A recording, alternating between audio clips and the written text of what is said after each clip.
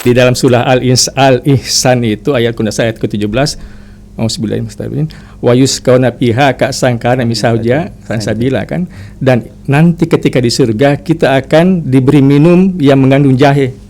Mengapa jahe? Kenapa bukan misalnya kunyit semacamnya kan? Berarti ada syarat apa ini? Ada syarat. Pemimpin itu harus ada, kan ada hadisnya kan, kalau kita berjalan lebih dari 2 harus jadi pemimpin kan. Jadi setiap kelompok itu harus jadi pemimpin, dan pemimpin itu harus yang paling besar kemampuannya kan. Sebaliknya bahwa masa kepemimpinan itu ada masanya. Nah, ketika ini sudah ada yang pemimpin baru, ya yang pernah jadi pemimpin harus berhenti dong jadi pemimpin kan. Jangan mau jadi pemimpin terus kan.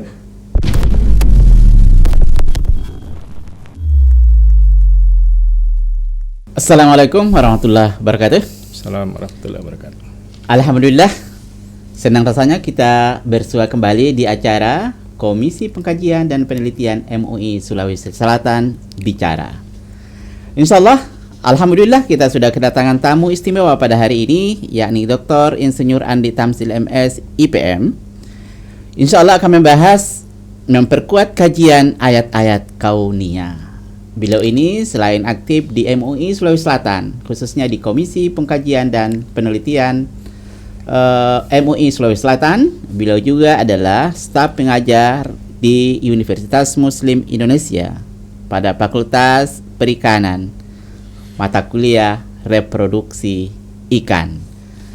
Sekedar informasi bahwa acara ini, Komisi Pengkajian dan Penelitian MUI Sulawesi Selatan Bicara, itu akan diisi oleh para pakar berdasarkan hasil pengkajian dan penelitiannya tentang sosial keagamaan yang berkaitan dengan fenomena sosial yang ada sekarang.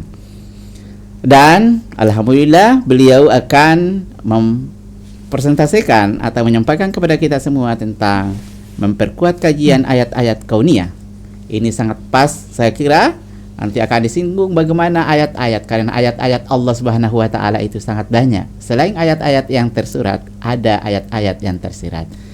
Untuk lebih menghadap waktu kepada Bapak Dr. Insinyur Andi Tamsil MS IPM, disilahkan. Silakan Pak. Ya, makasih. Bismillahirrahmanirrahim. Assalamualaikum warahmatullahi wabarakatuh. Alhamdulillahirrahmanirrahim. Salatu wassalamu ala asyrafil anbiya'i wal mursalin sayyidina Muhammad ali Muhammad ma'bad. Pertama-tama makasih kepada MUI Sulsel, ya, walaupun sebagai pengurus juga ini saya mengucapkan apresiasi yang luar biasa, ini sudah diberi kesempatan untuk berbagi, kira-kira begitu. Apalagi memang saya di periode ini diamanahkan sebagai salah satu pengurus di Komisi Kajian, ya itu. Nah, tentu karena saya bukan berlatar belakang ilmu agama formal begitu, tapi saya di ilmu umum, di ilmu perikanan, saya akan mencoba untuk mengaitkan apa yang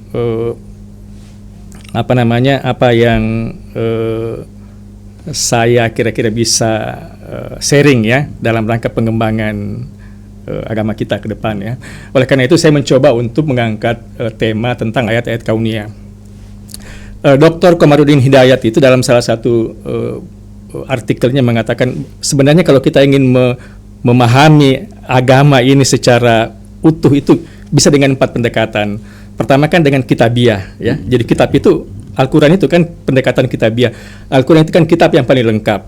Ya, saya tidak akan bahas itu kenapa dikatakan lengkap. Yang jelas itu kita yakin bahwa itu lengkap, dan bukan hanya kita mengakui tapi semua umat lain pun mengakui bahwa Al-Quran itu kan kitab yang lengkap.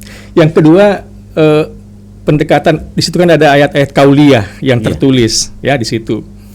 Kemudian yang kedua adalah pendekatan kauniyah. Dulu itu saya ingat itu Ustaz, kauniyah itu selalu dikatakan bahwa itu yang di luar Al-Quran, tapi sebenarnya sekarang diskusinya adalah kauniyah juga ada di dalam Al-Quran juga kan. Jadi bukan hanya dulu kan dibilang yang kauliyah tidak tersurat dan seterusnya kan itu. Tersurat. Yang ketiga nafsiyah, manusia. Jadi manusia ini kan mikrokosmos ya. Manusia adalah ciptaan Allah yang paling lengkap. Manusia adalah ciptaan Allah yang sudah paling lengkap evolusinya, sudah paling lengkap, paling modern. Kita mau lihat apa di manusia? kita melihat dari pendekatan teknik misalnya, kita ini adalah arsitek yang paling lengkap. Bayangkan penempatan mata, penempatan hidung, telinga, semua itu sangat fungsional dan sangat fi ahsani taqwim, sebaik-baik manusia. Itu arsitektur. Secara arsitektur dari sisi fisik, misalnya kita ini adalah bagaimana kita bisa berjalan dengan baik, dengan postur yang baik, dan seterusnya. Paling indah kira-kira begitu. Itu manusia. Jadi kalau mau memahami kebesaran Allah, amati manusia itu, insya Allah itu sudah sangat lengkap.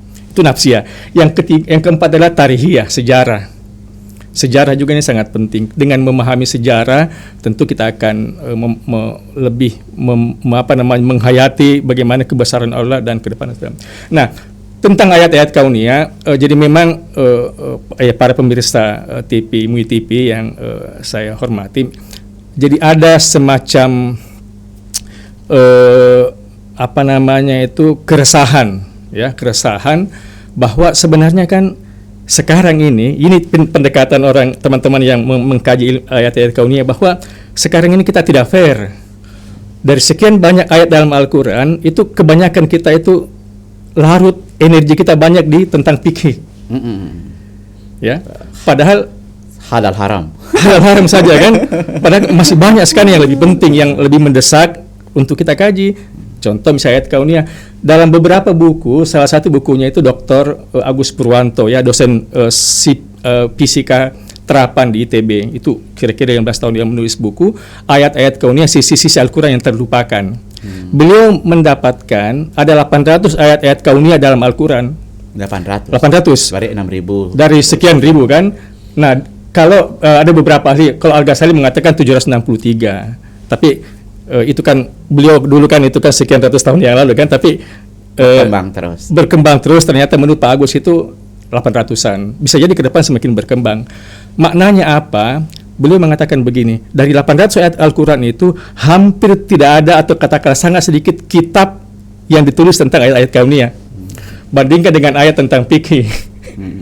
Yang begitu banyak kan, tentang sholat, wudhu dan sebagainya, yang ya tanda petik dikatakan lagi itu kadang-kadang malah membuat kita terpecah belah kan, dengan adanya khilafiyah dan lain sebagainya. Nah, mengapa ayat-ayat kauniyah ini tidak mendapatkan perhatian kita? Kita kan kadang-kadang mendengar ke ustaz kita mengatakan ada hadisnya bahwa bangkai ikan itu halal. Mengapa Allah mengatakan itu halal? Tentu ini bukan sekedar dogma untuk kita terima. Karena kami yakin, saya secara pribadi yakin bahwa semua hadis itu, semua ayat Al-Quran itu pasti sangat masuk akal. Itu sangat logis. Tidak mungkin itu sekedar untuk diterima saja, tapi itu pasti ada. Dan ternyata Ustaz dan para pemirsa TV ya sebagai ilmuwan perikanan itu sangat ilmiah dan bisa dijelaskan secara ilmiah mengapa itu halal. Bangkai hewan darat itu haram, itu sudah sangat ilmiah. Barangkali bisa disampaikan ke kita semua. Kenapa umpamanya di dalam satu hadis itu bahwa semua bangkai itu haram kecuali bangkai belalang dan ikan. Nah, Bapak sebagai ahli di bidang itu yang mengajar tentang reproduksi ikan, barangkali bisa dijelaskan ke kita. Kenapa mesti seperti itu? Tidak mesti harus disembelih. Jadi saya tadi katakan bahwa di situ kan banyak sekali sebenarnya. Ini contoh saja, contoh yang sering kita dengarkan kan, bahwa bangkai ikan itu halal. Ya, saya pernah tanya Ustaz kenapa itu? Coba jelaskan sebagai seorang ahli perikanan. Saya bilang satu itu yang kira-kira jawaban guyonannya adalah bayangkan kalau harus ikan itu disembelih, kita tidak akan pernah makan ikan mairo. Karena bisa disembelih. Bagaimana kan? Apalagi kalau yang itu ikan seribu itu kan penja itu kan tidak mungkin kan. Jadi Allah itu sudah memikirkan sebenarnya begitu. Tapi sebenarnya itu yang secara ilmiah itu adalah begini. Di dalam ilmu biologi itu ada dua kategori darah. Darah. Ada makhluk hidup berdarah panas, ada berdarah dingin. Gitu. Kita ini berdarah panas. Jadi semua yang tidak di air itu berdarah panas. Iya. Jadi ikan itu termasuk golongan berdarah dingin. Darah dingin. Bagaimana membedakan? Apakah yang di darat atau yang di laut? Itu yang di laut itu kebanyakan dia berdarah dingin. Kebanyakan ada pengecualian. Ada, iya. Ikan itu berdarah dingin, kita berdarah panas. Artinya ini bukan berdarah dingin dalam artian pembunuh berdarah dingin ya, bukan. Tapi memang itu kategorinya seperti itu. Nah, Kalau kita bicara tentang bangkai, itu kan sebenarnya kan ada hubungannya, bukan pasti Allah mengatakan kenapa bangkai itu haram, itu ada hubungannya dengan penyakit. Kalau kita dilarang sesuatu, pasti Allah itu bilang jangan, karena itu tidak baik bagi kamu, tidak mungkin. Ada mudaratnya di situ kan. Tapi kenapa itu kadang-kadang kita tidak tahu? Ya mungkin karena ilmu kita belum sampai ke situ. Nah, jadi ketika bangkai itu kan hubungannya dengan penyakit tadi kan, Ustaz ya. Nah, jadi di ikan itu, karena dia berdarah dingin, kita berdarah panas. Kalau ada penyakit di situ, maka penyakit itu tidak akan berdampak ke kita, karena kita beda darahnya. Oh gitu. Nah, kira-kira gitu, itu anunya ya. Semuanya panjang kajiannya, tapi kira-kira secara singkatnya seperti itu. Jadi kalau kita awam, saya awam umpamanya, jadi yang berdarah dingin itu pada umumnya ikan, di laut kan? ya. Laut, ya, di air. Yang di darat itu panas. yang panas. Ya. Nah, kategori ikan sendiri, Pak. Ya. Ikan itu apakah semua yang hidup di air, ya, atau ada memang pengecualian juga? Ada juga yang hidup di air tapi bukan ikan. Iya, ada. Jadi kalau kita bicara ikan itu sebenarnya kan ada dua pendekatan ya. Ada pendekatan ekonomis, ada pendekatan biologis. Kalau pendekatan biologis itu ya sudah, ikan itu yang hidup di air, berenang, kemudian dan itu semua halal. Halal, bangkainya halal. Ada juga kalau buaya itu misalnya buaya, rumput laut, kerang, kepiting, itu dalam pengertian perikanan ikan, dalam pengertian undang-undang itu masuk ikan. Masuk ikan. Kita jadi itu. Jadi rumput laut juga masuk ikan kalau pengertian konteks pemerintahan ya. Pemerintahan itu. Nah, jadi itu banyak yang menarik. Sebenarnya sekarang ada lagi hadis, saya pernah dapatkan hadis bahwa makanan pertama kita di surga itu adalah hati ikan paus. Kenapa hati ikan paus? Nah, ini kajian yang sangat menarik ke depan kan.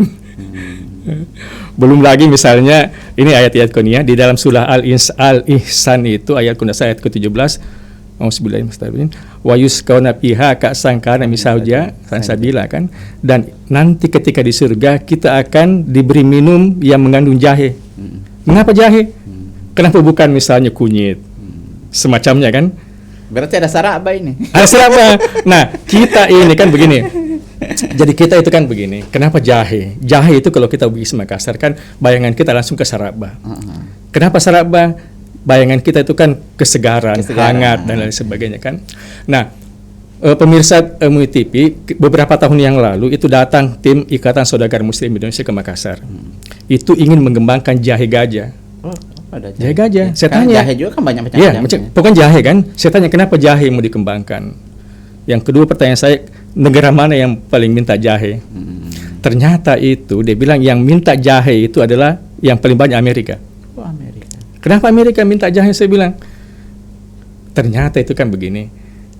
Orang Amerika itu kan orang Barat lah secara umum kan, itu kan dingin kan, sehingga dia itu kan penggemar minum bir.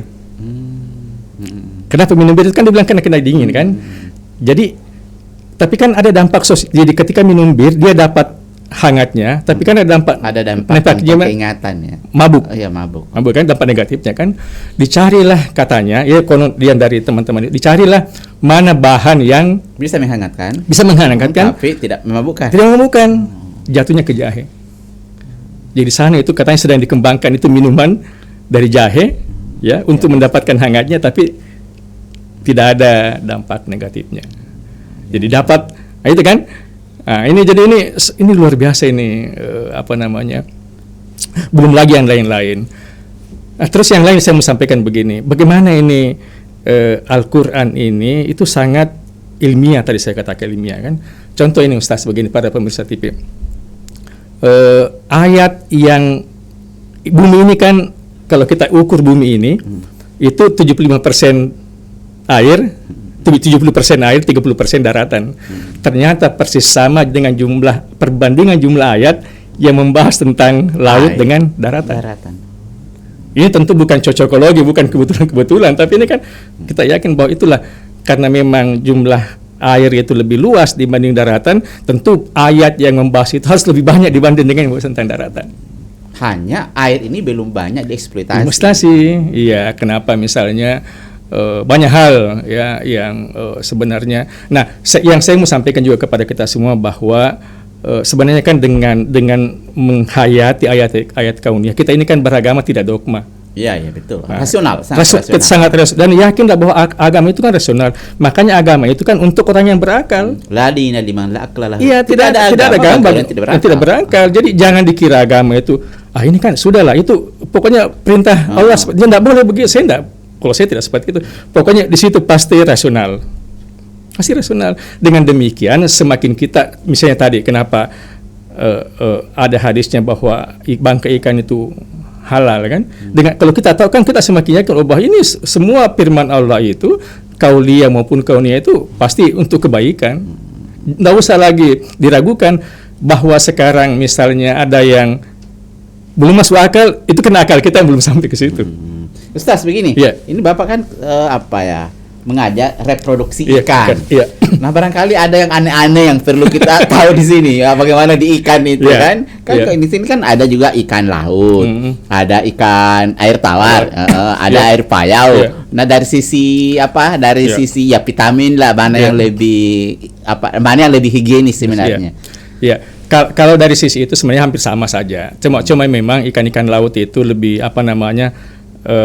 lebih lengkap lah kira-kira kandungan gizinya lebih bagus kan. Tapi saya ingin lebih banyak variasi. Lebih banyak variasinya. Yang saya mau sampaikan juga itu begini.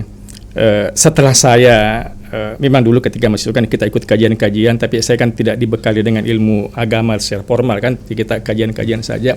Ternyata itu setelah lebih banyak mengkaji tentang ilmu perikanan, ternyata di situ sebenarnya seperti saya katakan tadi kan, kita harus banyak belajar di ayat kauniyah, karena di situ ternyata banyak sekali fenomena-fenomena yang bisa membuat kita ini bisa menjadi contoh ini kan. Saya tentang kepemimpinan itu di ikan itu banyak bagaimana begini, di ikan itu Ustaz ada salah satu mata kuliah yang paling penting namanya reproduksi. Di situ seksualitas ikan. Oh, ada seksualitas ikan. Jadi ikan itu begini.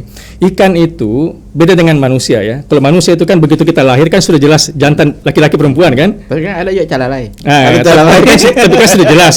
Ya, itu kan fisiknya saja kan. Tapi jelas itu kan ini laki-laki dan perempuan. Jenis kelamin kan sudah jelas pasang-pasangan kan. Di ikan itu tidak. Di ikan itu ternyata ketika dia menetas, dia lahir, potensi jadi jantan jadi betina itu sama-sama 50-50. Oh gitu. Bisa kita intervensi. Dan seterusnya kan. Bahkan ada ikan itu yang namanya jenis hermaprodit. Jadi ikan ini Ustaz, pemirsa TV, ikan ini evolusinya masih berkembang. Makanya, itu ikan apa kalau di Makassar itu? Kita di sana nama ikan gobi, ada ikan sidat juga sebenarnya itu belut. Oh, belut. Belut itu jadi begini. Itu hermaprodit itu dia belut itu kan yang kayak ular ya? Iya, orang bisa lendrong kalau ya. Jadi ikan itu seperti saya katakan tadi evolusinya itu masih berkembang. Jadi ada ikan ketika dia muda dia jantan, tapi ketika beranjak dewasa menjadi betina. Gitu. Atau sebaliknya dia jadi betina kemudian menjadi jantan. Nah, apa yang hikmah dari situ? Tadi ayatnya itu kan kita kan diminta untuk misalnya dulu bahwa menikah itu adalah sunnahku.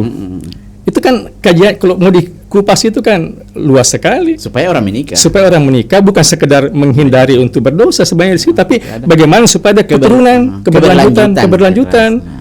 Itu kan bukan sekedar selama ini kan menikah supaya terhindar dari dosa kan. Itu menurut saya itu terlalu dangkal. Harusnya itu bahwa bukan sampai di situ, tapi harusnya sampai kepada bahwa kita harus berketurunan kan, ada pelanjut dan lain sebagainya ya. Tentu ini kan kajian dan variasinya kan sangat banyak.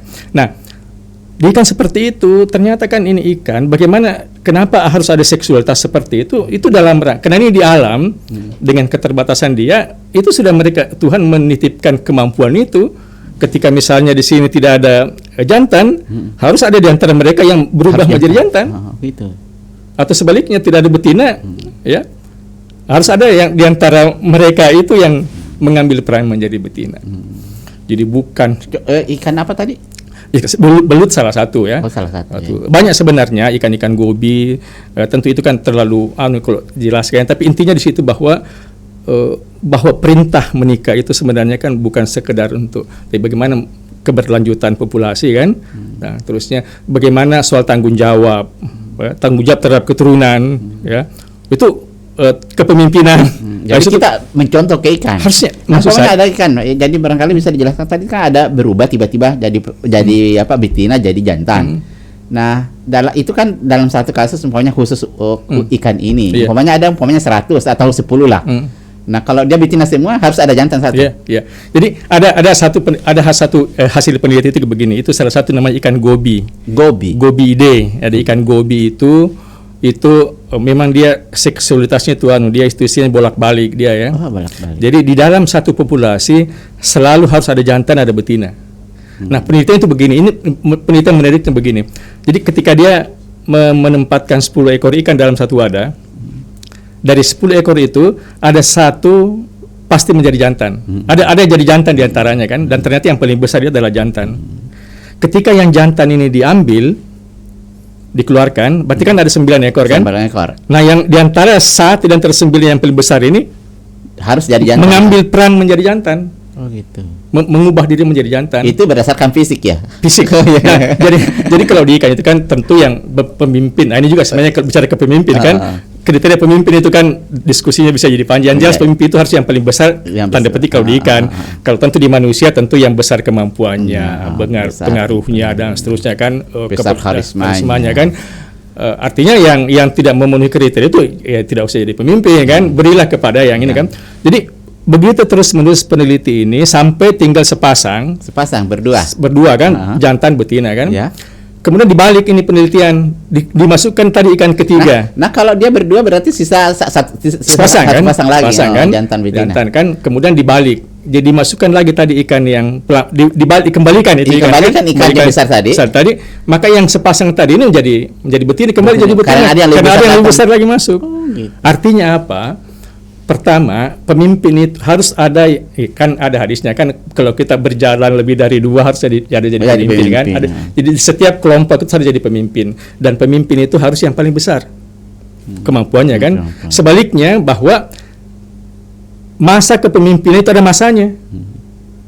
Nah, ketika ini sudah ada yang pemimpin baru, yang pernah jadi pemimpin harus berhenti dong jadi pemimpin kan, jangan mau jadi pemimpin terus kan. Ini kan ini hikmah yang maksud saya ini yang bisa dicontoh. Mari kita belajar kepada alam.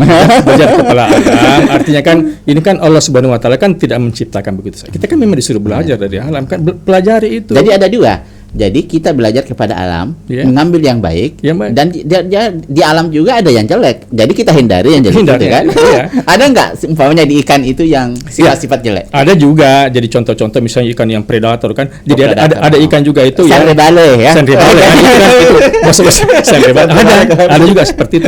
Bahkan ada ikan itu misalnya dia ketika dia menetas itu dia makan sendiri telurnya. Dia makan anaknya. Dimakan. Bisa, ada seperti itu. Jadi ini contoh-contoh bahwa ada juga contoh seperti itu kan. Jangan dibawa dalam kehidupan manusia. Jangan dibawa ke situ. Jadi dia tidak. Tapi ada juga ikan yang saking perhatiannya terhadap keturunannya, jadi ketika dia menetas itu dia rami di mulutnya. Seperti ikan arwana, ikan nila, dia rami. Nanti betul-betul dia siap mandiri baru dia lepas. Jadi selama sekian hari itu di dalam sampai 40 hari. Nanti betul-betul dia yakin bahwa ini anak saya ini kalau saya lepas ini sudah bisa cari makan sendiri. Jadi dia sebenarnya tidak makan. Dia rami simpan itu. Nah ini banyak sekali sebenarnya. Itu baru ilmu perika, itu masih sangat sedikit kajian-kajian kita. Artinya masih sedikit yang bisa kita kaji. Kemudian di tentu ilmu pertanian dan lain sebagainya itu bagaimana sangat penyerbukan itu kan bagaimana bayangkan misalnya kan biasa aja pertanyaan, kenapa itu kalau musim kemarau semuanya kering? Iya. Kan? Yang ada itu tumbuhan yang berair malah. Enggak, misalnya ada perairan ya, ada sungai kering kan? Iya. Tiba-tiba datang hujan, tiba-tiba banyak ikan. Iya. Itu ikannya ikan dari mana? Itu kan juga pertanyaan. Apakah ikan dari langit? Tentu tidak kan? Tentu tidak. Ternyata memang itu ini kan lagi-lagi dalam Allah menunjukkan kekuasaannya bahwa keberhasilan keberlanjutan populasi ini kan harus kita jaga. Makanya itu tidak boleh kita merusak alam. Dan Allah langsung menjaganya di situ. Dia menjaga. Berarti itu di mana di saat tidak ada air? Jadi gini, ikan itu memang ada diberi kemampuan, ikan-ikan tertentu diberi kemampuan untuk ketika musim, dia kan punya naluri nih. Oh, ini sudah mau musim kemarau.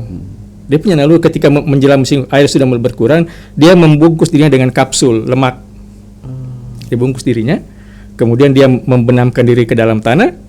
Dia tidak bergerak, pokoknya sekedar hidup saja, hemat energi dan seterusnya. Begitu datang air, dia lepas hidup. Iya, makanya saya pernah menonton di TV itu, di tayangan itu di daerah gurun itu, oh, tiba-tiba ada ikan di dalam. Itulah luar biasa kan. Jadi itu bahwa makanya itu Ustaz, pemirsa TV yang berbahagia, bahwa kita ini kan tidak boleh semena-mena terhadap alam. Allah saja itu memberi dia kemampuan untuk menjaga ini kan untuk kita juga kan. Bayangkan kalau misalnya musim kemarau ikan itu mati semua, ya di mana kita bisa dapat ikan? Lama menunggunya kan. Nah itu jadi itu makanya itu saya kira kan contoh-contoh ketika kita ihram kan tidak boleh kita mengganggu makhluk hidup. Jadi kalau makhluk hidup itu tidak mengganggu kita, tidak usah lah, singkirkan saja. Nyamuk misalnya tidak usah kita, itu karena semua pasti punya.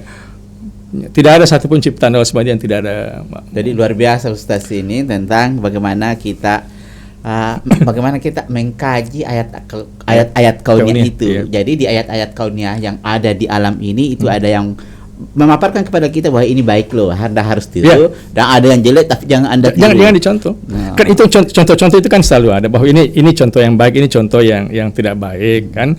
Karena gini, kan di manusia itu kan potensi Alhamha pujurah wa taqwaha. Selalu ada dua kan?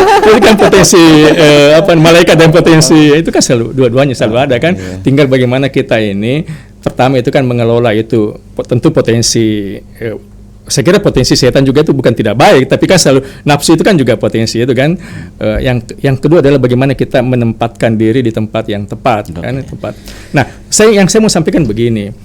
Ini keresahan, seperti tadi kan saya katakan, ada keresahan kita ini orang-orang ilmu umum bahwa mengapa kajian-kajian kauniyah itu jarang dibanding dengan kajian-kajian fikih kan yang begitu. Coba kitab fikih itu kan. Makanya kita harus berdiskusi Ustaz ini bagaimana orang-orang yang meneliti tentang umum dengan agama yang ansih itu harus selalu bertemu supaya pada awal keilmuan Islam kan tidak ada dikotomi antara ilmu-ilmu dan agama. Makanya itu ini kan salah satunya harus dipertemukan. Jadi ada semacam, ini masih ada waktu sedikit ya.